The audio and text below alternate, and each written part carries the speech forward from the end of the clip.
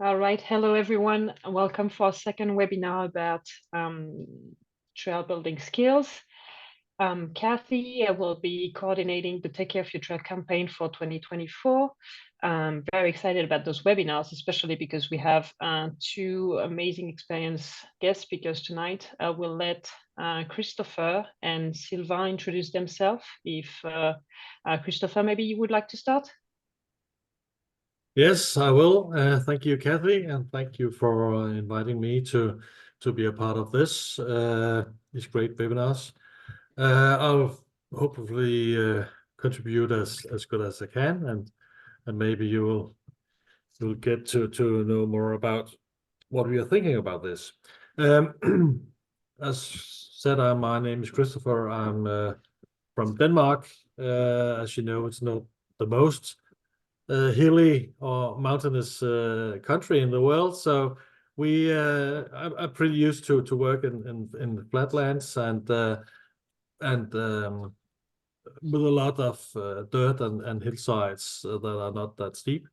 On daily basis, I work with volunteers all over the country and a lot of trail building networks, trail building trail networks, and both in municipality land as a landowner and forest commission as landowners. So that's most of my job. Yeah. Thank you, Christoffer. Yeah, Sylvain, if you could do the same exercise. Yeah, sure. Yeah, thanks for having me. Hi, everybody. Sylvain, I'm from Switzerland. I've been working at BikePlan for 2 years now, so we are doing planning, implementation of trail projects. And before that, I've been working for about 10 years in Verbier to develop the bike park and the shared trails, enduro trails all over the mountains. So it's a bit steeper than Denmark, and maybe I'm more used to control the erosion on steep terrain and stuff like that than drainage of wetland and flat areas. We are both our specialty. And in what was it, 2018, I've started a small association of volunteers as well. So we do maintenance day every year, and yeah, it's going great. I'm having fun with it. So it's cool. All right, thank you. Thanks everyone for turning off your microphone. I can see you all very experienced with webinars.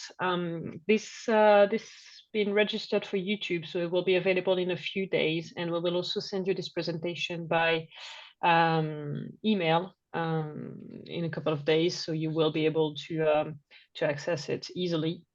If you have any question, please use the chat. There will be a time for a Q&A at the end with everyone involved, including me and Mark and Hans from Himba, if there is any further question about Take Care of Your Trail or anything from the content of this webinar. Don't hesitate. I will let Christoffer start with the 5 rules for sustainable trail. Yes, thank you. I'll try to walk you through these 5 essential guidelines of sustainable trail, and I'll try to keep up with my notes and my second screen as well.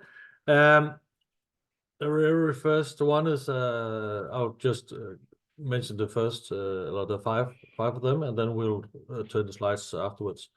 Please go back again. Yes, we're talking about the half rule. We are talking about sheet flow, and well, flow is a lot of things, and in this case, it's about water. We'll talk about grade reversals. We will talk about 10% average trail slope, and we will talk about maximum trail inclination. So please turn on. Next slide. Yes, thank you. The first one is about the half rule, and in order to control both your water management is absolute essential to keep up a good trail sustainable, and for that, and also for controlling speed and others, we are talking in this matter about the half rule, and it's like a trail's grade shouldn't exceed the half of the grade of the hillside or the side slope of the hill that the trail traverses. So, for example, in this case, the side slope has a 20% gradient, then the trail should not exceed 10%. It should be maximum 10% or less. In that case, the water will run down and exceed over the trail and then exceed further down the side slope. If we have a trail that exceeds the half of the side slope, the water will run down to the trail and then continue on the trail instead of going across the trail. So that's the half rule. You have to measure the side slope at start and use a clinometer is the most appropriate way to do it, and be really accurate about it. And for example, it's getting more and more important in shallower grades. So the less gradient, the more precise you have to be. For example, if the side slope is 6%, it's really easy to exceed the trail grade if you're not really precise. So when the water runs slow, it will find the way down the steepest part as well, but it will have more impact than if you're not following the half rule. So remember to use the clino and maximum half the side slope you'll do it as this. Yeah. Next one. Change the slide. Yes, that's there. Next one is the sheet of road, which I mentioned. The water will slowly or fast go down the side, and we also called the tread. In this case, the trail tread had to have an outslope to make sure that the water that's running down the hill will continue to run across the trail. And for that, you need to have about 5% outslope on the trail, and that can be actually pretty tricky to measure in practice. But you can, for example, put up a McLeod on the trail, and then with the high leverage on the handlebar or on the handle, you can see that it has a side slope put to the side. This is really important, not to keep the water on the trail, but have to get across the trail.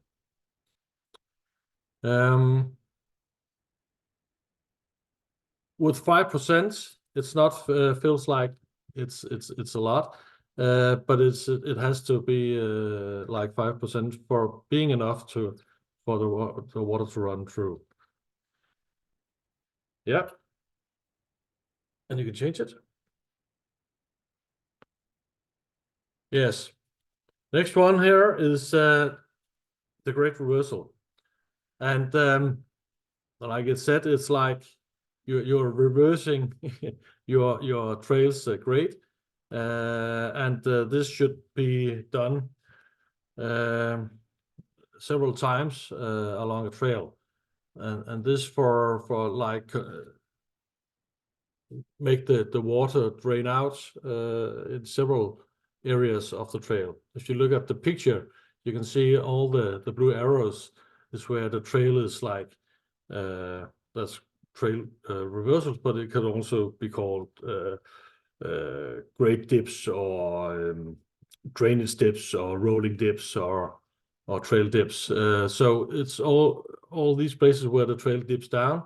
It will consume the water and put it further down the hill to the next part of it. When you see all these blue lines, it's pretty frequent. So it's like having it from any 6 to 15 meters would be appropriate, but it's also a matter of what kind of soil you're having and what kind of thread you're riding on. If you see the lower part of the picture, you can see that the water will go down and see exceed the yellow part of it, and that's the backslope. That's pretty steep, more steep, and the water have to go across the trail again and into the next trail dip. So these things have to be in consideration when you plan it. Old trails are often heavy compacted in the middle of the trail. I think that Sylvain is going to talk a bit about this in the maintenance part later on. But the trail dips or the grade reversals is really good to make the trail sustainable in case of managing the water. Yeah, I'll just check my notes. I think that's about it.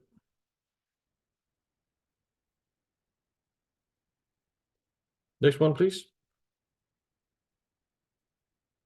Yes, and this here we have both the 10% average and generally an average trail grade of 10% is or less is the most sustainable. We call it the overall trail grade, and this doesn't mean that all trail grades must be kept under 10%, but it's the a good guideline that if you have a average at 10% or less, it almost works in any kind of soil or conditions. You can have shorter, steeper sections than the 10%, and you can exceed it in short periods. Yeah. So this 10% it allows design flexibility. So when you plan out the trail and an average for 10%, you have the possibility to make it maybe steeper in sections or less in sections. So you don't have to be that restrained in how to do your actual micro planning on site for the construction. Yes.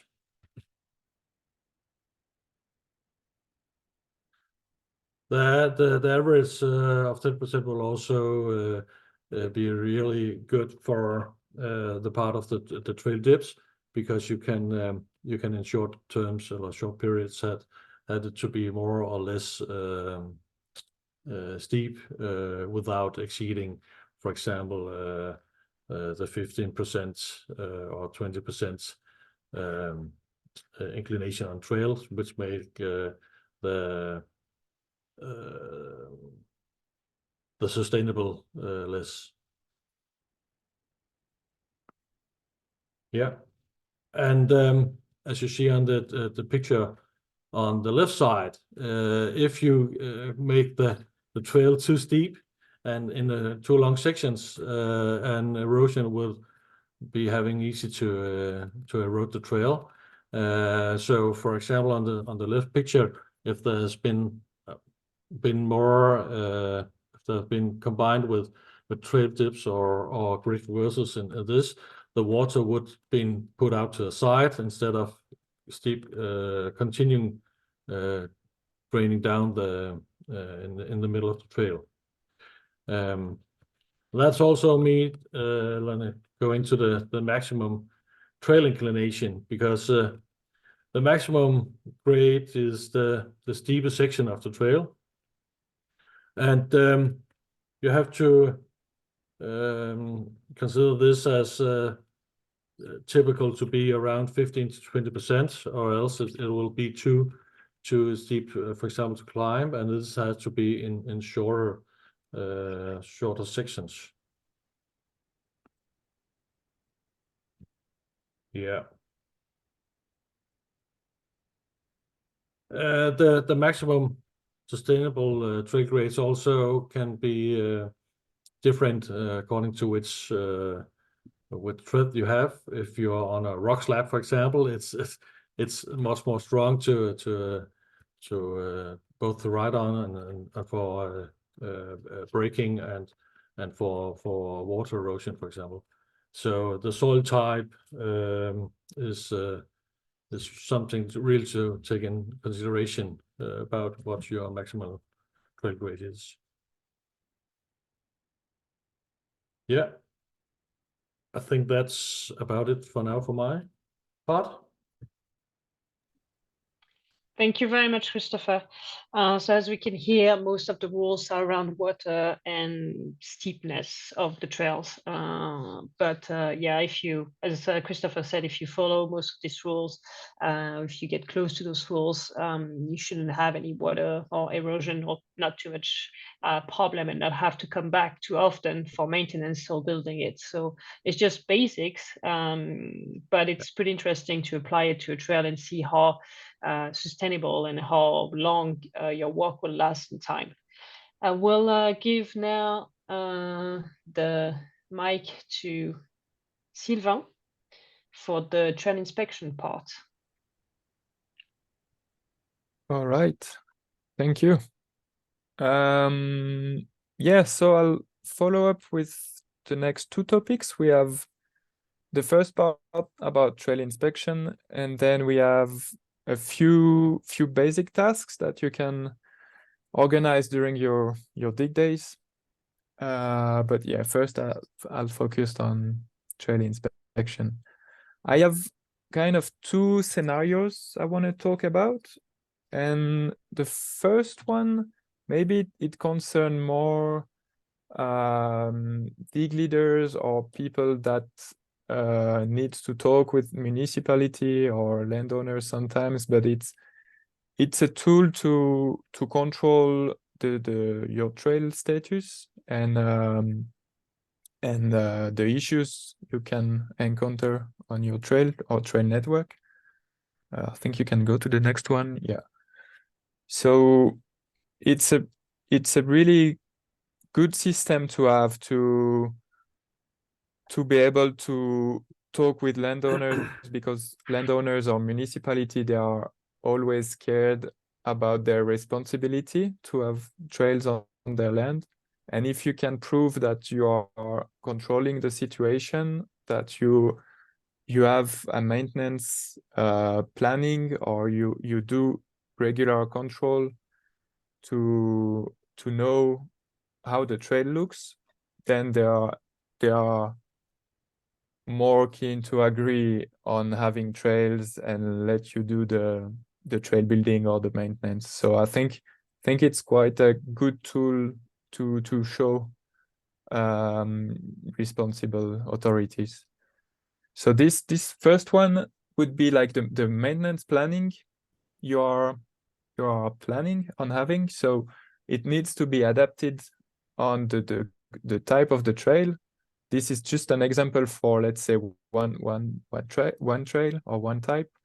But if you have maybe like a remote single trail that's not that many people are using, you have to adapt it to maybe you go only after the storms, or you only do one annual control. You don't want to spend too much energy controlling these trails again and again. It just depends on your resources.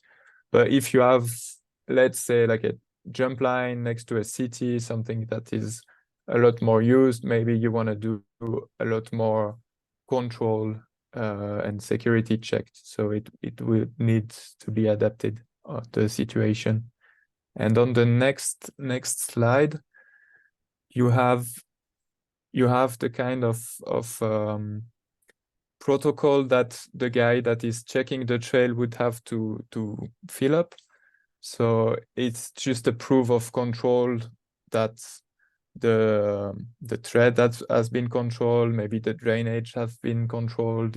If you have constructions or features on that trail, you can list them and make sure it's been controlled. And if there's any issue, then that's where it can be reported. And from these sheets, you can organize maybe your dig days. So it's a good link as well to the dig days. And it's good to store this as proof that the network or the trail was fine at this specific date. So for a trail association or even like a company, it's some good tools to have to control the status of your, maybe it's only one trail, maybe it's a trail network. But yeah, I don't want to spend too long about this, and maybe you can always contact me if you want more information. I think we can go to the next one, which is about inspecting the trail prior to your dig day. It's important to do it because you want your dig day to go smooth. And if you have many people attending, it's cool to be organized before. So it's an important time to take and make sure you have everything ready for the event. Usually, if I know it's going to be a big event or you have many people coming, I try to have even the group leaders involved during that trail inspection. So you can discuss what you want to do, and you can make sure they understand properly what you want to implement here and there. I think it's important with the group leaders and with the volunteers to really understand each other. It's the worst scenario when everybody start digging their own ID and they dig in different direction, and at the end nothing has been achieved. So it's cool if you can be clear on what you want to implement. So here I have two illustrations. The mobile app, it's something we developed at BikePlan. It's an app where you can record all the issue you find on the trail, and then you can organize them. You have a map, you can see where it is, you can prioritize what's more important as well. So it's a good tool to have when you inspect a trail. And the second one, it's a really cool drawing from a world trail. It's been written over by BikePlan. I think it's in German, sorry, but you can use spray or flags during that inspection period to organize the work ahead. So you can use different symbols. For example, if materials needs to be taken out of the trail, if it needs to be elevated, if you need to armor a section, or you can use different symbols and make your own as well. I think there on the drawing, the round shape would be to have like a block element to do a barrier and so on. But yeah, it's quite cool. Be aware, try to not leave marks after you finish the dig day. So use the spray on soil, on trail surface, but not on trees or on fixed rocks or also. During that inspection, it's a really good opportunity as well to organize the tools you will need, the security gears. You can do a risk assessment. It's always cool to write it down and have it ready on the day of the event, and communicate it with the group leaders as well, so everybody knows how to react if anything is going wrong. This is when you can organize the size of the groups as well, because you don't want to be too many people working on a small area. Then people start eating each other with tools and so on. So it's more fun to be in small group. You can as well transmit your knowledge and speak with the participants more easily.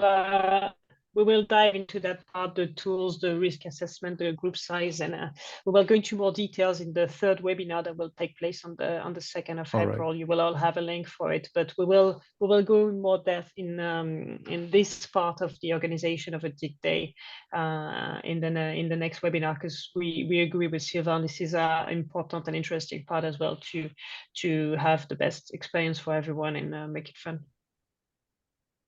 Cool, thanks. So then I think you can go to the next one. And this is now about tasks that you can easily organize on a dig day. So yeah, I think we forgot to mention, both Christoffer and I, we are part of the DIRTT project, and this is where those illustrations comes from. And they are really great tools when you want to communicate your ID. You can really use those. So they are open source. You have to ask for a password, but you will get the presentation. You can click on the links, and you have a list of illustration like this and sheets of content that you can use during your dig days. And when you have an illustration, it's really easier to communicate where you want to go, what you want to do, and at least everybody has the same idea at the end of the explanation. So yeah, it's great content. So yeah, I'll start with water management. I think you can go to the next one.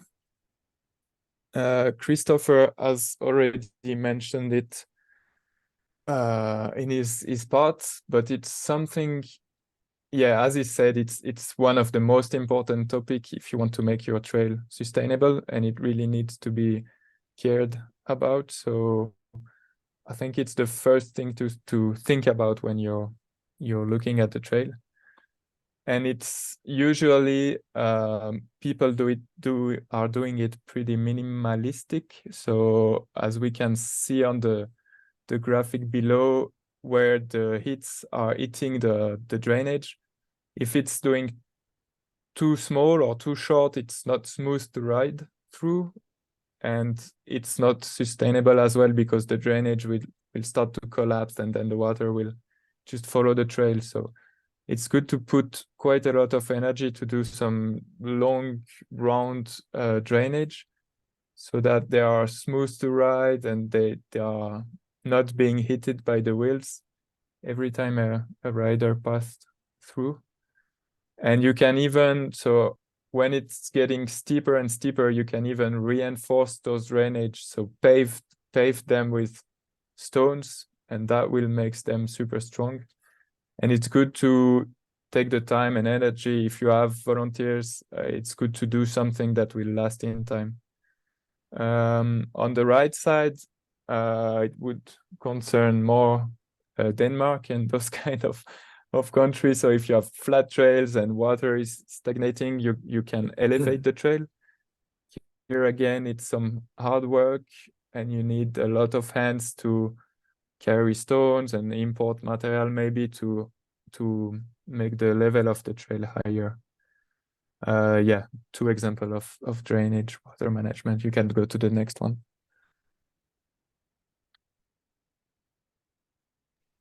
Sorry, before I go to the next one. I will just like to get your attention to the picture on the bottom left with the mountain bikers. Who, I know it's exaggerated, or it seems exaggerated, but I cannot count the number of times I've seen drainage, for example, in the middle of a turn. Because they are shared trails or because they haven't been through. And for mountain biking wheels, when you have your handlebar like that and you go straight into the drainage, you can imagine the type of results. So yeah, think about how you build them, but also where you build them. It needs to be on the path of the water, obviously.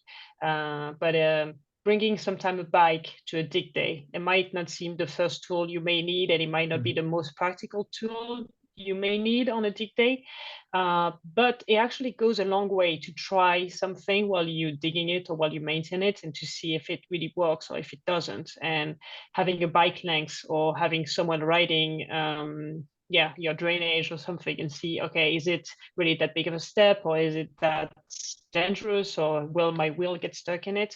It's a question that you might not see when you only have tools in your hands. So I just like to implement that, because by experience, it could be overlooked pretty easily.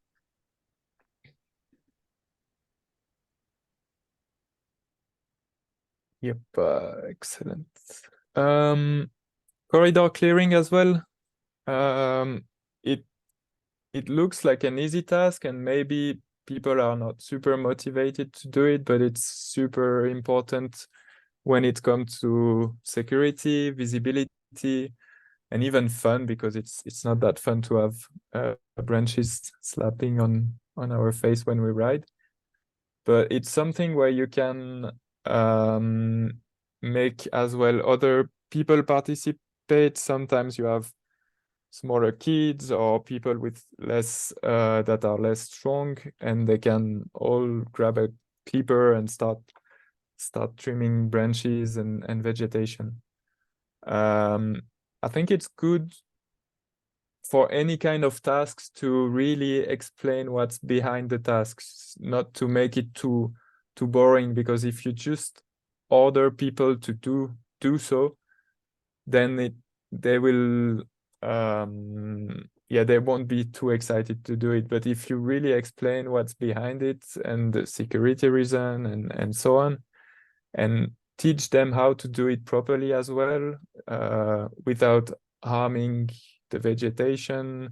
We have that graphic on the right top corner, that's how to trim a tree properly.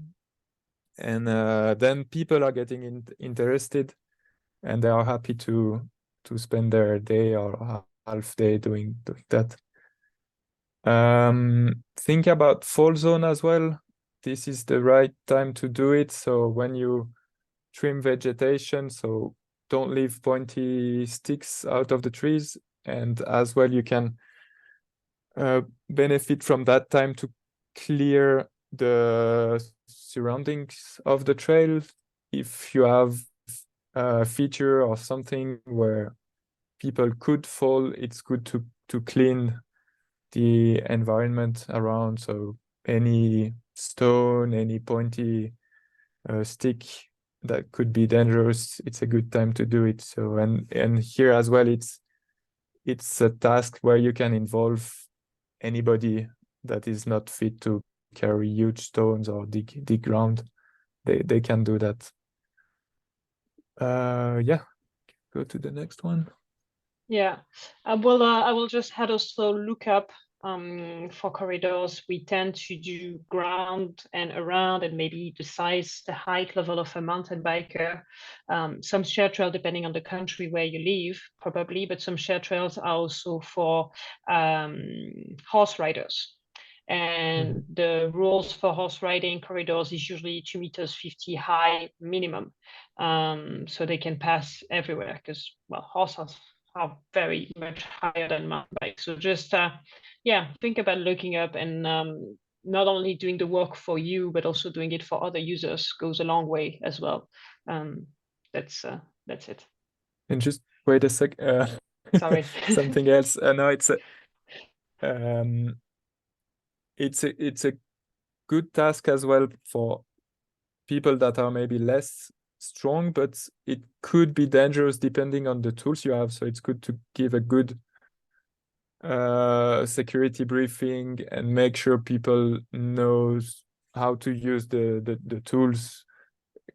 I mean, if you're using chainsaw, it's better to have professionals, but any kind of saw or machine to trim, it can be dangerous, and people need their security equipment like glasses and protection stuff.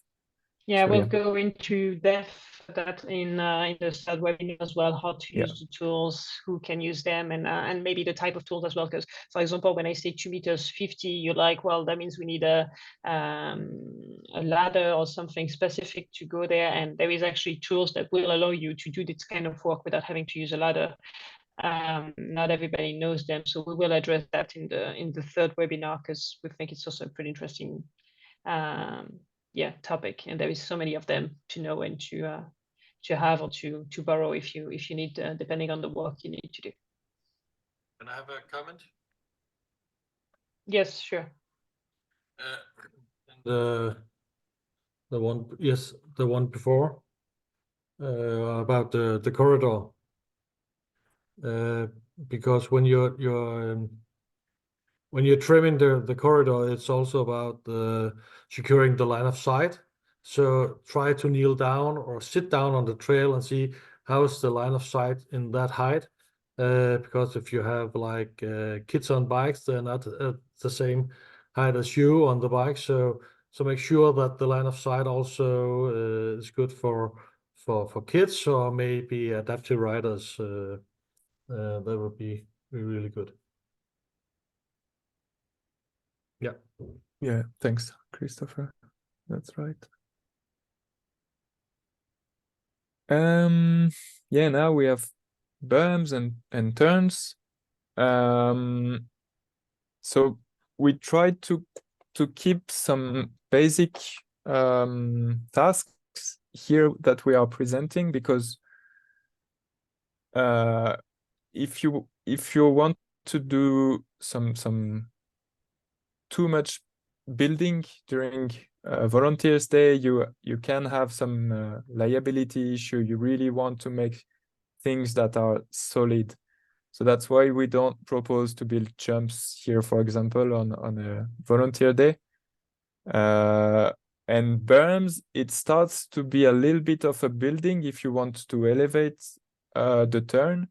So it's really important to keep it really solid and plan a lot of time and effort to do something solid. So we really recommend to use stones, as you can see on the first drawing on the left. So behind the yellow part, you have that stone retaining wall. It's something that takes a lot of time and effort, and it's a really good task to do so on a Volunteer Day where you have many hands and people. But make sure you do solid builds. You don't want the berm to collapse after 5 riders, and then it's kind of your responsibility because you build it. So really plan plenty of time to make sure you have time to finish what you started, and that it's solid enough, it will last a long time. And then with the inspection planning I proposed at the beginning, make sure when you have things that are built like berms, jumps and stuff like that you check them regularly.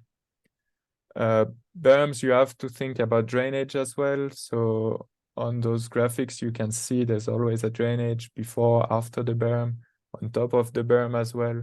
It really protects that part where the trail goes straight in the line, the mountain line. That's where it's the most fragile and the water will be the fastest. So you have to protect this area. and use plenty of drainage as well, but make sure they are well placed. We see in green as well on those two drawings. It's good to place some barrier elements. You can plant vegetation, you can use stones to make sure nobody shortcuts inside your corner. You really want people to use the corner.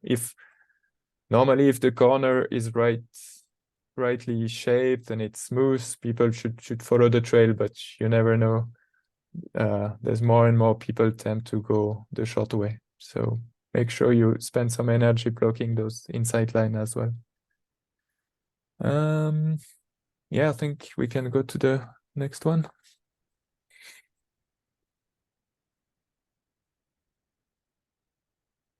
And it looks like the most basic task for when it comes to build trails. It's the bench cut. So this is the first thing you do when you build a trail. It's to bench cut it into the hill.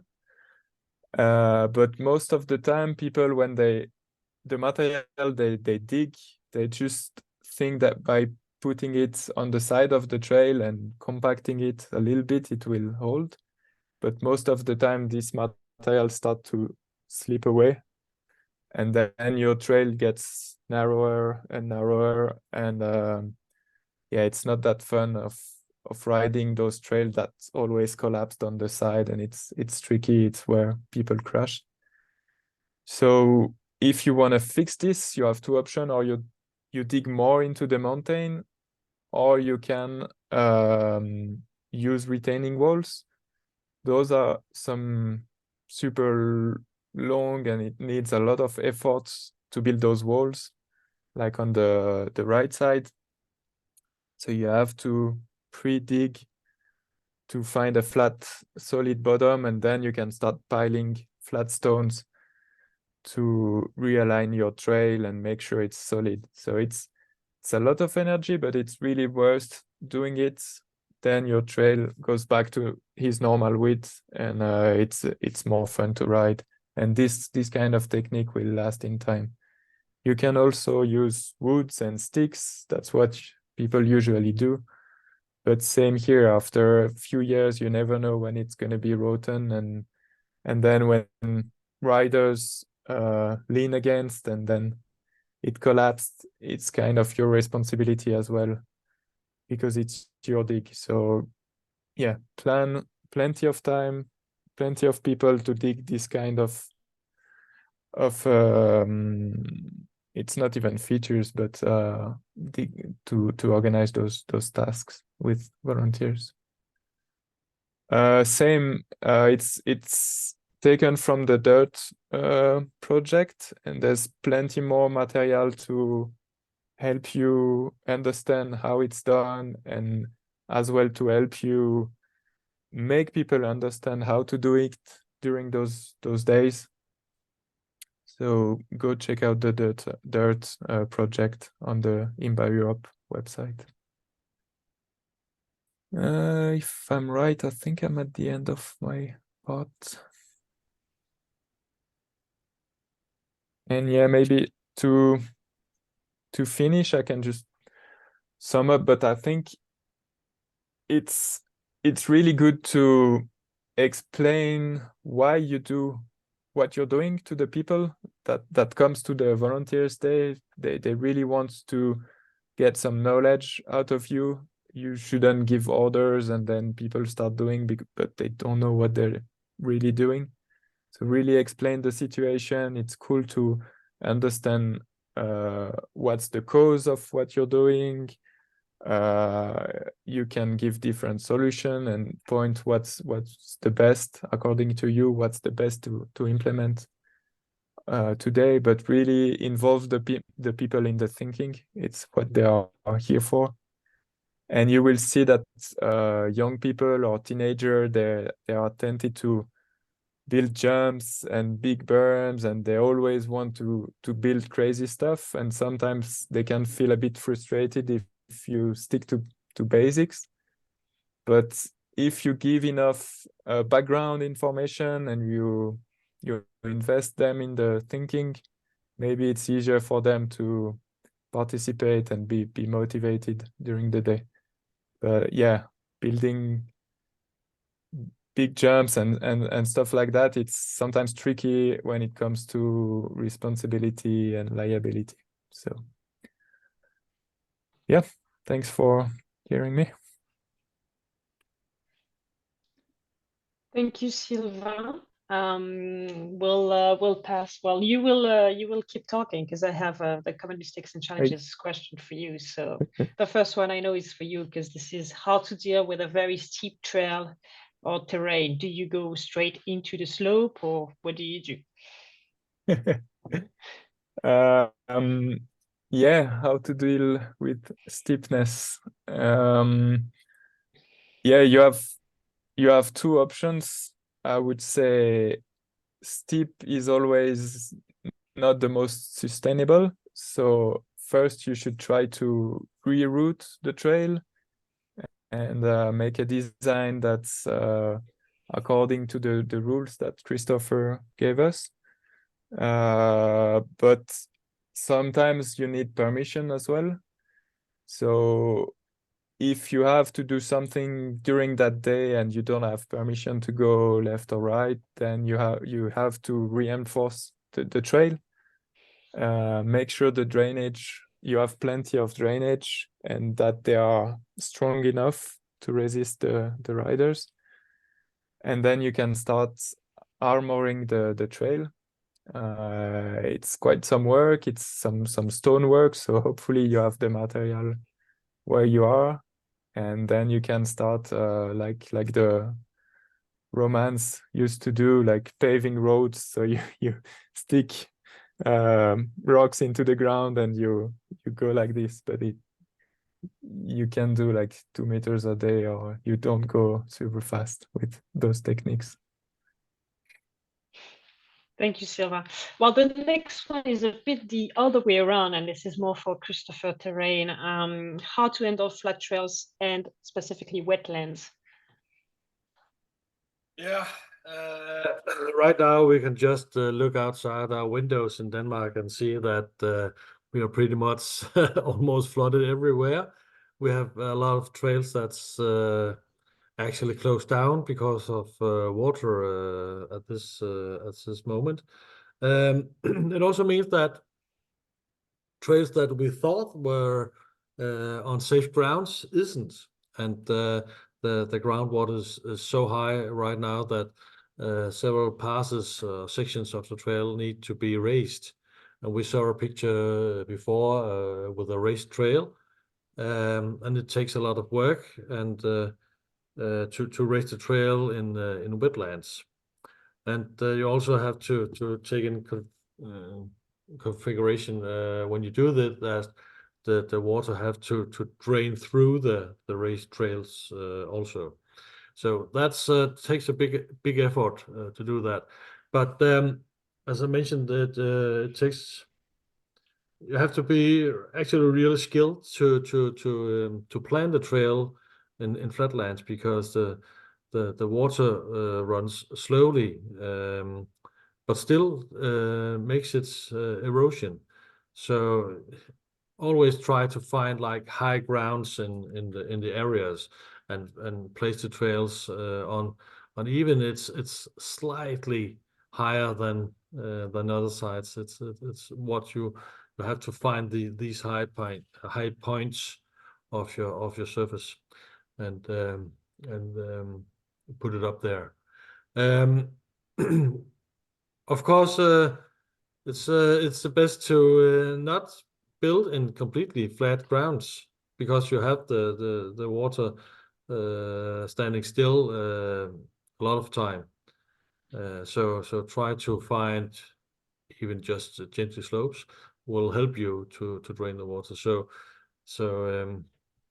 that's something to think about when you plan. Not get it in the low points, and try to find just even the slightly small tops, and go for that when you design your and flag out your trail. Thanks, Christoffer. The next one will be more like I will say, a mutual effort, because we talked a bit about it before we started this call.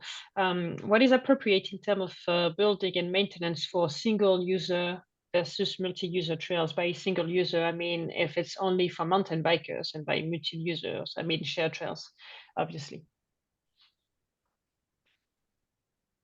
Should I start? Uh, No, I think speed and visibility are key. So you have a bit more freedom when it's single use than when it's shared use. You have to consider as well the direction. If it's both direction, it could be single use but both direction, having e-bike or people climbing the way they go down. And yeah, you need the visibility and you need to control the speed of the riders. Anything you want to add, Christoffer? Yeah, I think the intensity of the trail and the like the high risk or the technical trail features has to be more easy to view in the combined trails with different users. So if you have a single-use trail in Denmark, for example, we have our mountain bike trail is proposed use for mountain biking and one direction. That helps a lot with how we can plan and do our trails. And yeah, so the features you can build, and this you have to use a specific signage as well. Make sure people know the rules and if they will encounter people or not. Yeah, I think we have some links at the end of the presentation, and there's a really good one to a NIMBA guideline book where you have a really good overview of what can be built or not on a shared trail. Yeah, we basically wouldn't advise to build jumps and drops and massive features on shared trails.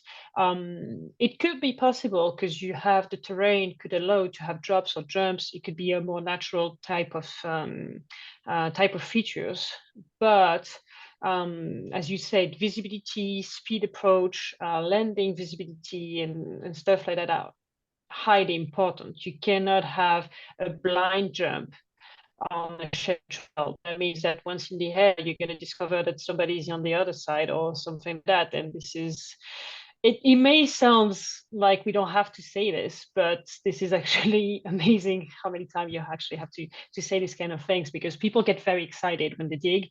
They have a project and they have a very mountain biking driven side of things. But the flow can be fine on a shared trail. It's not that hard to create a good flow. Like small hoops and small stuff could be made directly with the terrain. But yeah, control of the speed and visibility will be probably the highest things you need to have in mind before you build anything. Yeah. And yeah, visibility. Sorry, visibility. It's really dictated with the corridor clearing you do. So even if it's considered as a basic tasks for Volunteers Day, you can really make them do the thinking of, okay, if I clear this branch, what's the visibility gonna be? And it's good for them to think about what should be cleared or not, and what direction. Maybe the inside of the turn only needs some clearing, and it's a good thinking to do when you are on Volunteers Day and you have this corridor clearing to do. We have some questions from the chat, so I will go straight to that because time is flying. So Dimitar is asking, what is the main thing to take in mind when you start from zero to build a trail? So when you start from scratch, what is the main thing you will have in mind?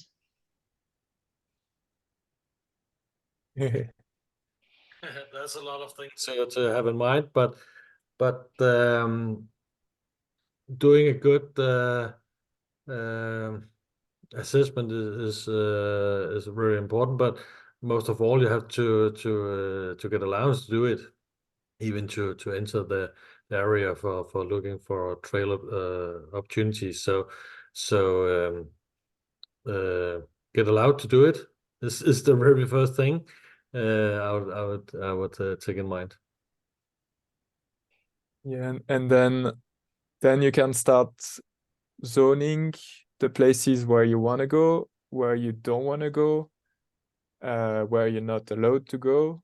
So that will give you a first map of what's possible and what's not. And then I think you really have to consider the rules that Christoffer gave at the beginning about steepness and sustainability. And that will help you do the first draft. And yeah. I will give my my answer as well, because I think it's important. It's like to keep in mind who you're building this trail for and what is the main goal of the trail. Because it's very easy to get carried away when you build a trail and to start small and then to go bigger, or to start with the biggest features, for example, instead of starting small. So what is the target audience? What do you want to do with that trails? What is the end goal? Is it to have just one trail? Is it in connection with other ones? Is it to have only elite riders on it, or for families? Like it could be a lot of things. You had another question, Dimitar. What is the length, the perfect length of the ideal trail length? That's that will depend on your terrain and on your. But Sylvain, do you have an idea? No, I don't think there's an answer to it. It really, as you said, it really depends on the audience as well, who you are building for. You can have kids loop that are few tens or few hundreds meter longs, and they are great. And you can have a cross-country loop all around the country. So there's not really any rule for that, but you really have to target who you are building for. Yeah, I will. I will also. Sorry, I have plenty of answers for that, because I know a bike park which is a charity bike park who only has 1 minute long descent. It seems pretty short, but it's built so well and it's so much fun that you just loop it all day. And there is diversity. There is greens and blues and reds and blacks in the same space, so you can progress all day long, and it's super fun. And the 1 minute is way enough to put few berms and few jumps or few features, and or like kind of a pump track if it's more green. So that could be enough, depending on how well it is built as well. A long, boring trail will never beat a short, flowy one, I will say, in my mind. But you can do a lot with not a lot of elevation if you have the right techniques, I will say. Yeah, and consider saving as much land and environment as you can. So if you can group 2 different level of riding on one trail, it's even better. You can do blue trails with red features on the side, which are super fun, and everybody can ride on the same trail. And it really prevents you from doing 2 different trails, and impacting twice the nature around. So that's something you can consider as well. I can say that in Denmark, I've been assessing more than 300 and maybe 50 trails, and the average of the length of a trail in Denmark, that's normally a blue trail, is 7.1 kilometers. So that might be the ideal trail. It appears so, because we have really many trails that is around, yeah, these 6 to 10 kilometers. Yeah, Mark is putting something very interesting in the comment that we cannot implement enough. we're talking a lot here about building, but the first thing that you actually can ask yourself is that trail doesn't exist already where I live? Because most of the time there is a lot of trails that are just not being maintained, that could be made better by adding a bit of flow and just a lot of love in it. Local trails are actually what most of the time needs the dig day or the maintenance more than building new. Also because it will take way less time to have result, and also probably be less harder to get the authorization to do it. So start with what exists already, instead of trying to build your own thing. Even if it's not you started to build that trail, it's still going to be you will maintain it and make it better. So take that as a win if you can, and yeah, maybe start there with what exists already, because a lot of trails do exist already, and just likes, I would say, love, definitely. There is a Strava question that I'm looking for somewhere. Sorry. All right. We can see quite often that Strava people, sorry, are cutting the corners here in Croatia, and that is becoming the main problem lately.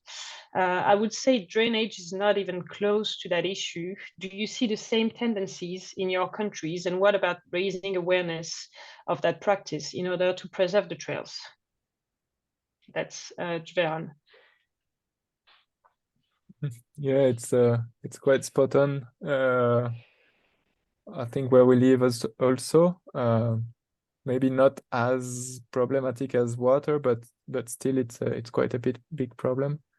But that's something I really consider every time I go on a trail, to block cut lines, and I ask myself also, why are they shortcutting? Maybe the corner isn't interesting enough, or I know in Switzerland we have a lot of tight switchback where people, they don't have the technical knowledge to do so. So maybe they are not warned that it's a technical trail, it's a black trail, that they need to learn this first before going to that trail.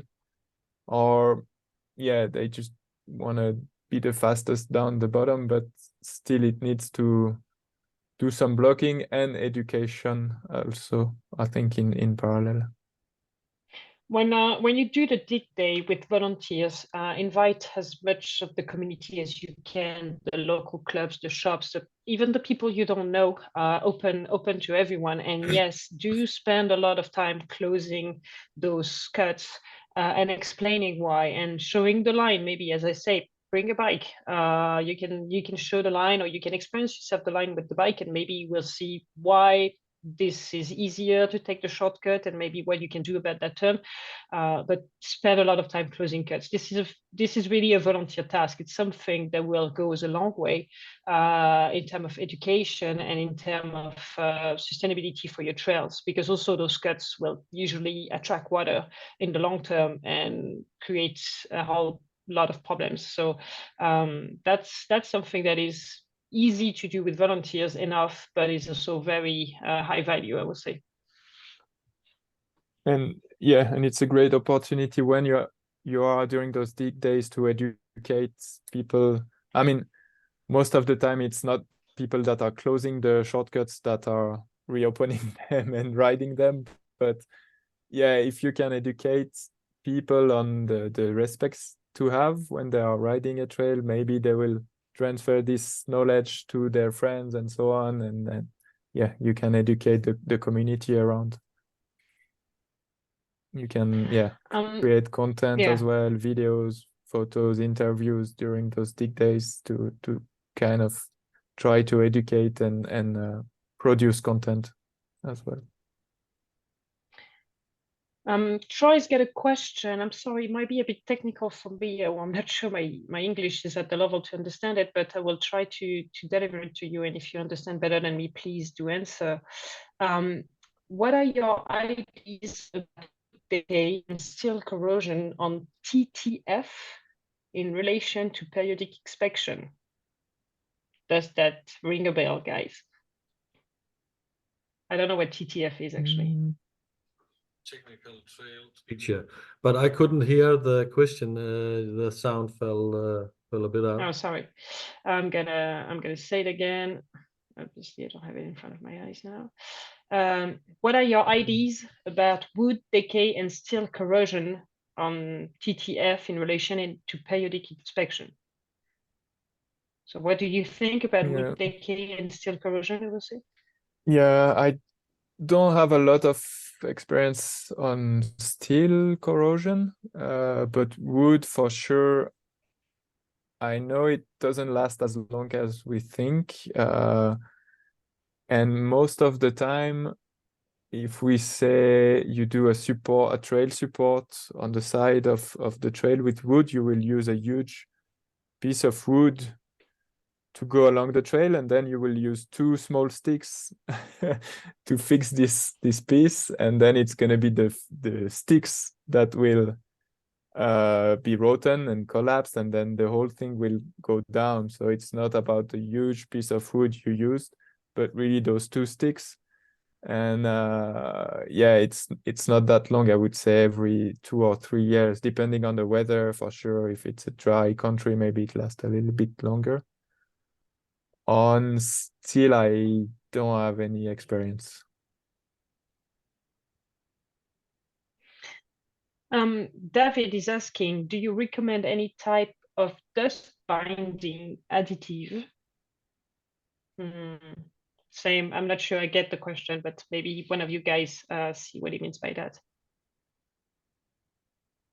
Yeah, we have some experience by using, for example, Dustex as a binder, but you have to consider that both as an extra task. You have to do it as a part of your maintenance. Also, it's not a one-time job only. So. And that it adds the cost of the trail maintenance also. So, but it can really help in real dry and dusty places, and it can also harden the surface. So, for example, for jumps, it can be really useful to use. But Dustex we have used. And have allowance to use in our trails. All right. I will probably close the webinar soon because I can see it's already 8:40. We had a very interesting chat. As we said, the next webinar about running a dig day will be on April 2nd. Same time, we will address, as Sylvain said, the risk management, the size of groups, the better tool for the better usage or for the work you need to do. There will be plenty of other opportunity to ask questions. We might have probably new speakers as well with a lot of experience in that domain, so that will as well be fascinating. I would like to thank Sylvain and Christoffer for sharing their knowledge with us this evening. It was really, really nice having you both. And Thanks. I will very soon share with you a link to also the Take Care of Your Trail website, because you can start registering your events, and also the PR tools that you can use on your social media. You will receive probably a newsletter next week with all of that. So thanks everyone for being here tonight. It was really, really nice sharing all of this experience with you, and have a great evening. Thank you. Thank you. Bye. Hasta la vista. Thank you very much. Ciao, ciao.